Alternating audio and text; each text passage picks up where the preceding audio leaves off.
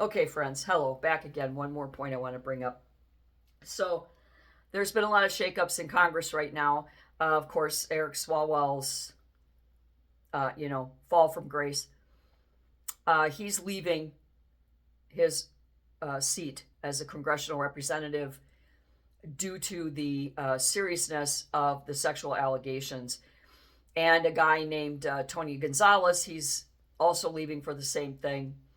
And there's the Fab Four: Corey Mills, Tony Gonzalez, Eric Swalwell, and there's a woman. Last name is McCormick. Anyway, the three men are either under investigation for sexual crimes against women, and the fourth, McCormick, is a woman who is being investigated for financial crimes such as stealing, embezzlement, money laundering, etc. Now, four of those now two are Democrats, two are Republicans, and two, Swalwell, one Democrat, and Gonzalez, one Republican, have decided to do the right thing, which is surprising since they failed to do it to this point. Obviously, they've decided to do the right thing, and Gonzalez and Swalwell are stepping down and removing themselves before they become expelled. Now, the other two, McCormick and Mills, are obviously too stupid to understand that it is in the best interest of the American people to have a little class and integrity and rise above their petty arrogance and leave, especially McCormick, because this bitch is still in office collecting a paycheck from the taxpayers while she is stealing, defrauding, laundering, and extorting tax dollars from the government that is funded by taxpayer dollars. But she's still sitting in office collecting a paycheck from the very people that she's robbing. Now, expulsion is very serious, and it's also very rare. The only time that I've ever seen it in my lifetime, and many of you in your lifetime as well, is when George Santos was expelled. 2-3 years ago, he was expelled for all kinds of crazy stuff. False identity, and lying on his resume, and all kinds of crazy stuff. And he's doing a goofy talk show circuit now. It's just kind of weird, actually. But, the media does like toxic, poisonous stories as well. So, of course, under our Constitution, everybody is presumed innocent until proven guilty. And stepping down does not automatically, it's not an automatic admission of guilt. But it's bad. Really, really, really bad. And I don't care if you're a Democrat, Republican, Independent, Tea Party, Green Party, Purple Barney Party. If you are holding a political seat that you were lawfully voted into and swore an oath to uphold the Constitution of the United States as a congressional member, you are beholden to us. And we don't want bad people like that in office. Now, excuse me, I know that everybody points fingers at E. Jean Carroll. Well, look. He's a sex offender too. Trump's a sex offender, but not really. She did not win in a criminal court. If she did, he'd be in jail. She did sue him civilly. And typically, these things are handled privately through insurance companies. And people like Trump, when private citizen Trump, they have teams of lawyers that that work insurance liability. And this falls under insurance liability. Well, it's not good for her. It's not good for you that this is hanging out there. There was no admission of guilt. He was not found guilty in a court of law. He was found civilly liable. Completely different altogether. He was not convicted of any crime. They didn't find anything on the 34 felony charges either to put him in jail, because if a taxpayer like you and I, a paycheck person like you and I, committed 34 felonies, we would be in prison. And again, no evidence. Okay? So he may have been indicted and they may have technically convicted him, but there wasn't enough to put him in jail. Okay? So E. Jean Carroll. Now, being a victim of sexual violence,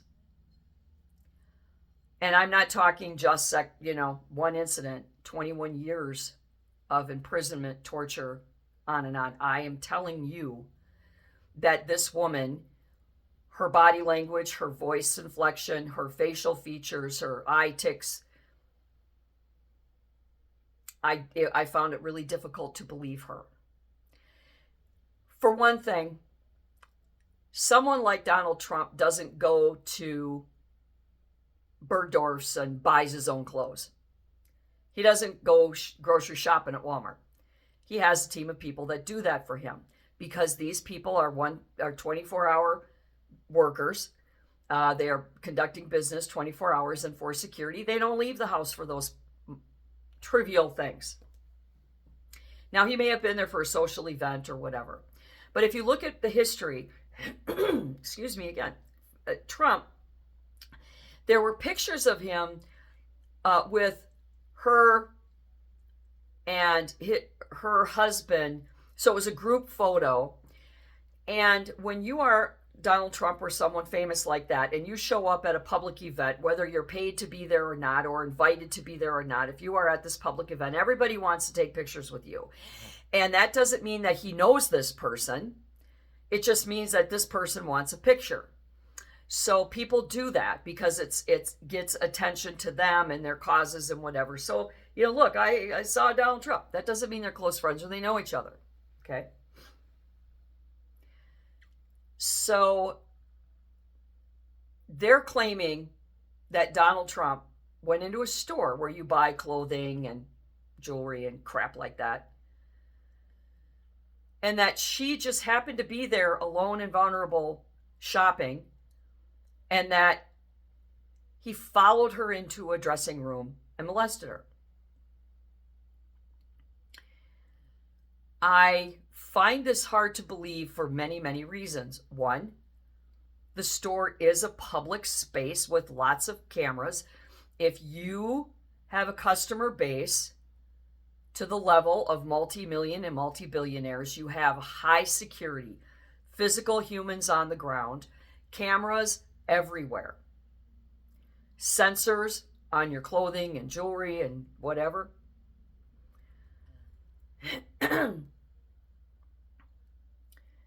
And why Trump would do that, doesn't make any sense to me why he would do that. Now, when I was head of security for one of the largest retailers in the world for a number of years, I was head of security and Homeland Security liaison for a very large employer in 2 different states in the U.S. And there was an incident at one of my locations where one of those sky sheriffs, what are they called? Sky marshals, the armed guards that are undercover that go onto airplanes after 9/11. Well, he was this guy, and he had come into one of my locations with 2 girls. They'd been out partying and drinking and carrying on, and he had these 2 girls with him, and he was being very arrogant and showing off. And they went into the store, and he wanted to try on some jeans, because that's what everybody does when they're drunk, high, and on a date with 2 chicks. Yeah, we're going to go buy jeans. So he went into the dressing room and invited them in, and they went in. And he was showing off his gun. And the dipshit left his gun and the clip to it on a top ledge in the dressing room and forgot to get it when he was done having fun in the dressing room with this duo. So, inappropriate things happen in dressing rooms. It's not uncommon. But when you are as high profile as he is, and I guess she was married to some multi-billionaire that was famous as well, when you're high profile like that, odds are there are security, private security, security in the stores, whatever, that would have seen this. There would have been cameras that would have caught this. There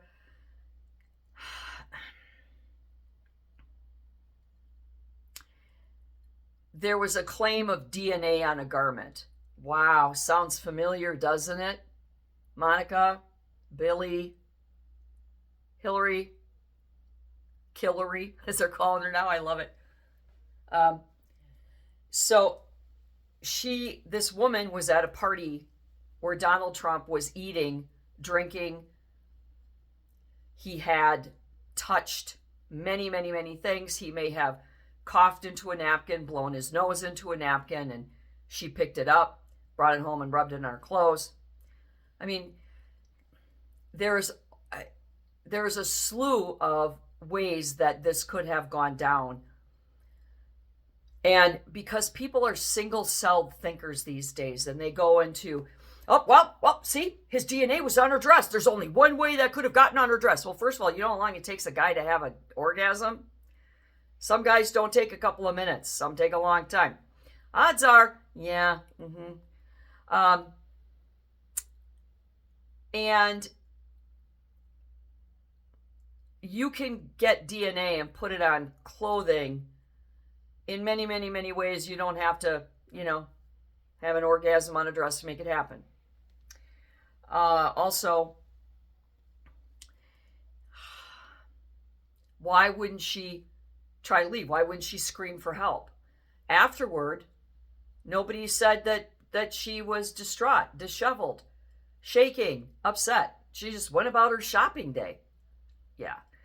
So this happened around the same time that Kavanaugh was being grilled like a steak by others, including Swalwell, about an alleged case, which they found out in a court of law he was innocent of. So I think it was just part of the attack. That's not to say something happened, I know we have to be sensitive to victims of sexual assault and believe them all, but the problem is that a lot of them are not victims of sexual assault. They're exploiting victims of sexual assault to get attention and money, and there are people that do that. Just like women who keep getting pregnant to exploit the welfare system so they can continue getting welfare instead of getting off their asses and working like a responsible human being. So good things can get exploited. Bad things can get exploited even more. That's why we have courts of law, not militia on the street to say, I don't like you, and harm somebody. We have courts of law, not courts of public opinion, not trial by media, but courts of law. And it just depends on what you want to believe. Do you want to believe the court of public opinion? Do you want to believe trial by media? Or do you want to believe an actual court of law? And also, there was bias and prejudice on the part of the judge involved in those cases. It was proven that he had actually been recorded saying he wanted to get Trump and he hated Trump, that he was a monetary donor to the Democrat Party, so they probably got to him.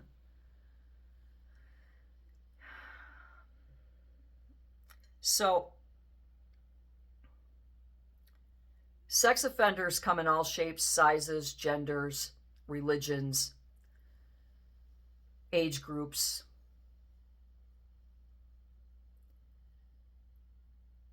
Professions.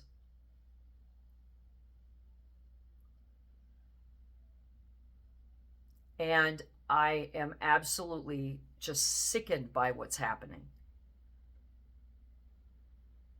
And it's not about their party affiliation. It's about taxpayers paying for these people to create laws for our nation. We're putting our Constitution, our trust and our faith into these congressional members.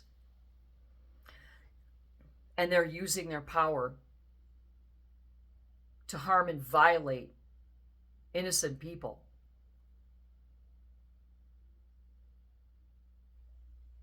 It's sickening.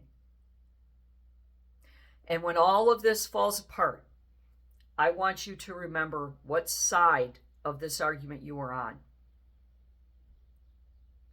And I hope that you will apologize when you realize that you violent Democrats, you American-hating, communist-loving Democrats,